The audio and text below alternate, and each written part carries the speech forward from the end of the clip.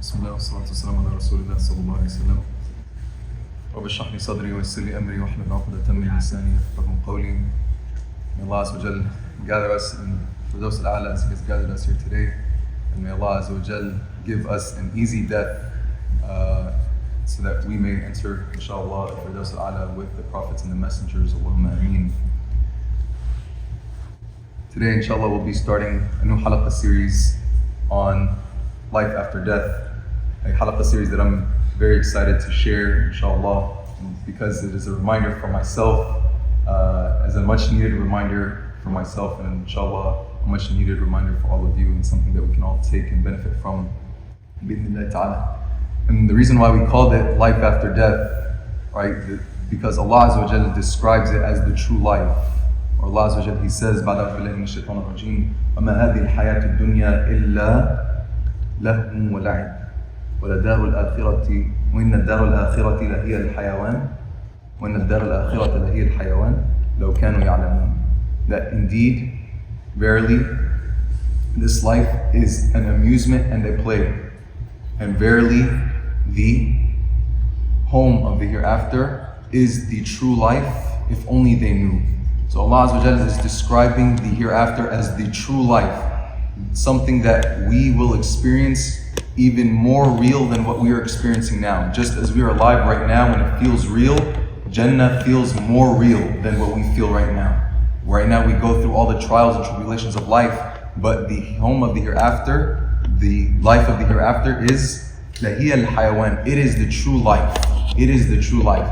So this is why we call this halaqa series, inshallah, life after death, because it is the true life after the death, after we cross that barrier of death. And the time from when we die, or from the time that we are even born into this life and move on all the way to get to back to our home in paradise, our home in Jannah, is a very long time. And a lot of things happen between then and now. Just within life itself, you grow up, you develop, you get a career, you get a job, you get married, you have kids, you grow your business, you try to gain some kind of financial freedom, and then you pass on that wealth to your offspring, and then you die, and then from the moment you die, then there's a whole nother journey, an even longer journey. The amount of time that we're alive is only just a bit short, is very short, but the time that we are alive from the grave and to the hereafter, till we get to the Jannah, is an even longer life.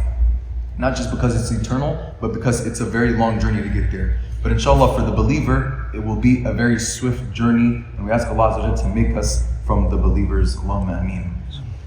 And as believers, we as Muslims, and even as humans, we should think about death a lot. We should think about death a lot, regardless if we're Muslim or non-Muslim. Because death is one of the only guarantees in life. If you ask anyone who's non-Muslim, what's one guarantee in life? They'll say death. And if death is one of the only guarantees in life, then it should be the moral compass by which we orient our values and our morals and our principles. That if we know that death is a guarantee, then we know that we should do our best and strive our best in this life so that we may have a good ending and seal our life, seal our story, seal our book with actions of the righteous. So we do something wrong, we think about death. We do something right, we think about death. We're always thinking about death.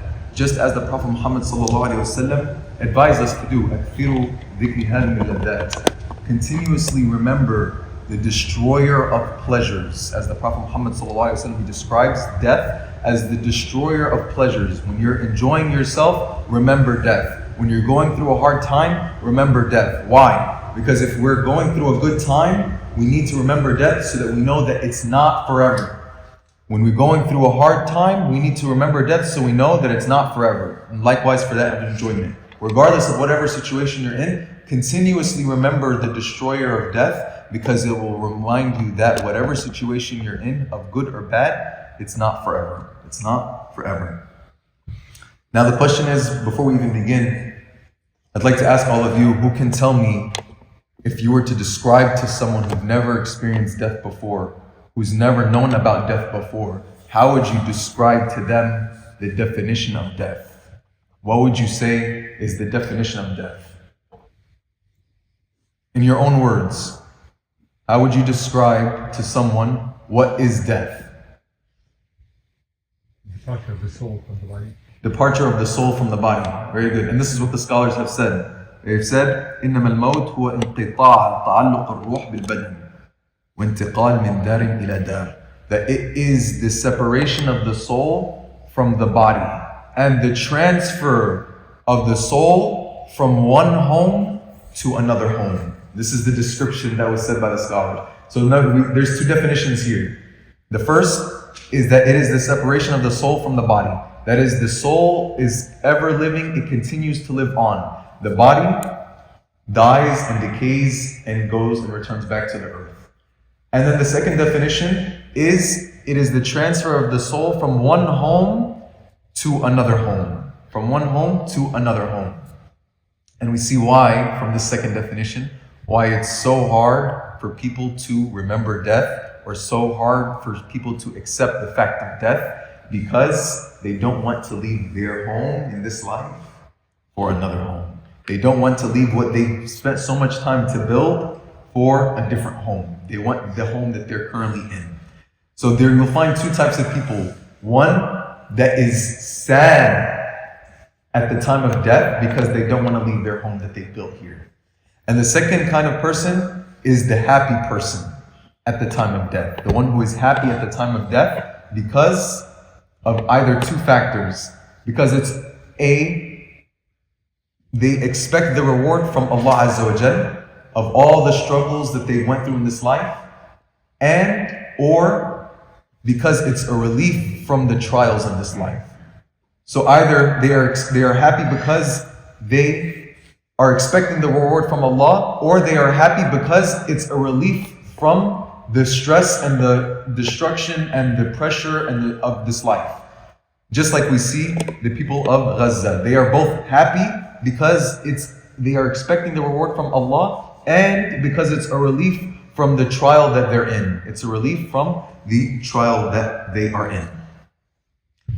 And what we'll find sometimes, because of there's so much pressure in this life, or so much stress, or so much exhaustion, so much tire in this life, that we either may wish, or you'll find someone wants to die. They're late for their rent, they can't pay the rent anymore, they're going through a divorce, they're going through trial, they don't have a job, they can't find a job. So they're going through so much stress that they just wish that they could rush to death. And this is, of course, as Muslims, prohibited for us in Islam. We are not allowed to wish or want death. Just as the Prophet Muhammad ﷺ, he told us, لا يتمنين أحدكم الموت من ضر أصابه. That none of you should wish for death because of a calamity that has befallen him.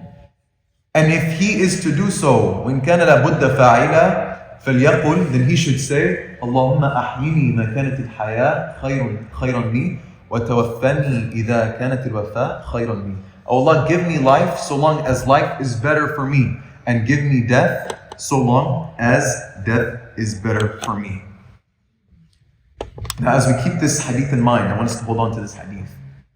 We are told in the Quran about Maryam alayhi salam, when she is delivering her son Isa ibn Maryam, and she reaches the base of the palm tree. She says something very, very powerful. What does she say? يا ليتني مت قبل هذا. يا ليتني مت قبل هذا وكنت نسيا منسيا. Because of how much pain she was in, because of the matter that she was in, she said, I wish that I had died before this. وكنت نسيا منسيا. And I was never even remembered, I was never even thought about, I was never even a thing. So she said this powerful quote, and the tafsir or the mufassiruns have dove into what was the meaning, or how do we balance between this hadith of the Prophet Muhammad ﷺ and what Maryam alayhi salam had said. And what we find in Tafsir al-Qurtubi is that he says, تمنت مريم عليه السلام الموت من جهة الدين لوجهين. He says, she said, I wish I had died before this And she wished for death from a religious perspective for two reasons. أحدهما أنها خافت أن يظن بها الشر في دينها وتعير فيفتنها ذلك. The first reason is that she feared that people might think evil of her concerning her religion, reproach her, and that this trial might shake her own faith. And the second reason, لئلا يقع قوم بسببها في البهتان والنسبة إلى الزنا وذلك مهلك. She says, or Tafsir al-Qurtubi says, to prevent her, the second reason, to prevent her people from falling into slander and attributing to her adultery, which in it is of itself destructive. So she feared, or she wished for death from a religious standpoint, not from a dunya standpoint. And this is something that we have to really conceptualize here, because there are times where you may feel that you wish for death because of a calamity that has befallen you.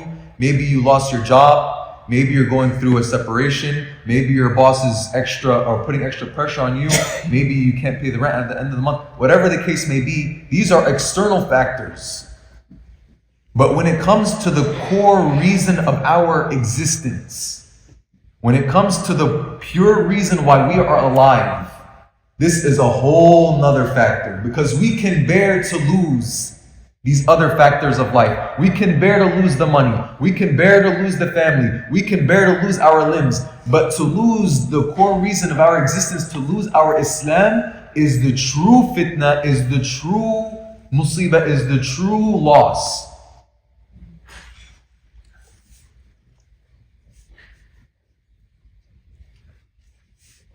This is the ultimate loss. And this is the ultimate calamity. As Allah Azza wa Jalla, He tells us, فَأَصَابَتْكُمْ مُصِيبَةُ الْمَوْتِ. And the calamity of death had befallen you. And the scholars have said that an even greater calamity than death itself is to be heedless of death. Is to be heedless of death. To not be aware of it. To put it off in your mind. To not think about it as much. Why? Because we then come short in preparing for the life of the hereafter. We come short in preparing for that of death. One man from the Ansar, he came to the Prophet Muhammad ﷺ, as was told to us in Sunan ibn Majah, that a man from the Ansar, he came to the Prophet Muhammad ﷺ, and he asked him, Ya Rasulullah, Ayyul mu'minina afdal? Which of the believers is best? And the Prophet Muhammad ﷺ, he replied, أحسنهم خلقا. The best are those who are the best in manners. And this man from Ansar, he asked an even better question. He says, فَأَيُّ الْمُؤْمِنِينَ أَكْيَسْ? Which of the believers is the most wise or the wisest? The Prophet Muhammad ﷺ then responded, he said, أَكْثَرُهُمْ لِلْمَوْتِ ذِكْرًا. The ones that are the wisest are the ones that remember death often or the most. وَأَحْسَنُهُمْ لِمَا بَعْدَهُ اسْتِعْدَادًا أُولَٰئِكَ الْأَكْيَسِ. And the best are the ones who prepare for it, those are the wisest. That is the one who remembers death often and furthermore prepares for death, that's the wise one. The best one is the one who's best in character, but the wise one is the one who remembers death and prepares for what is to come. And we'll end with this, inshallah. There's three things that one can gain from remembering death often. When we talk about remembering death often, yes, it helps us prepare for the hereafter by doing more. But what are the three things that we can gain from remembering death often? The first is ta'jil at-tawbah. That one hastens himself to seeking forgiveness from Allah Azza wa Jalla. That you don't tell yourself, okay, when I reach the age of 80, I'll go make Hajj and I ask Allah Azza wa Jalla to forgive all my sins for the entirety of my life. Or I'll delay my tawbah till later. Or I'm still doing this sin, I'll wait till I stop doing this sin to ask for tawbah. All of these are reasons for someone who puts off remembering death. But for the one who remembers death, knows that at any point in time, they can die. At any point in time, Allah Azza wa Jal can take their soul. And therefore, the person rushes to Allah, as Allah Azza wa Jal, He says, وَسَارِعُوا إِلَى مَغْفِرَةٍ مِّن رَبِّكُمْ, and rush to the forgiveness of Allah. That the person rushes to Allah Azza wa Jal for forgiveness. The second thing is qina'atul qalb, that someone has contentment with what they have. Contentment with what they have. They know that whatever they have, even if they had all of the wealth in this world, that it is temporary. Even if they had the greatest, the biggest house, the biggest mansion that they could acquire, or the fastest car that they could acquire, that they know that all of it is temporary. So whatever they have, if it's the fastest or the slowest, if it's the best or mediocre or whatever it may be, that whatever that they have is only temporary, and it's only a means to help someone reach the next life. And the last benefit that we can gain is nashatul ibadah, for one to have the energetic attitude in worshiping Allah and devoting his life to the worship of Allah. That I'm only here for a short period of time. I don't know when my end is going to be. So I'm going to energize myself in doing the extra to please Allah and doing what I can to please Allah Azza wa Jalla.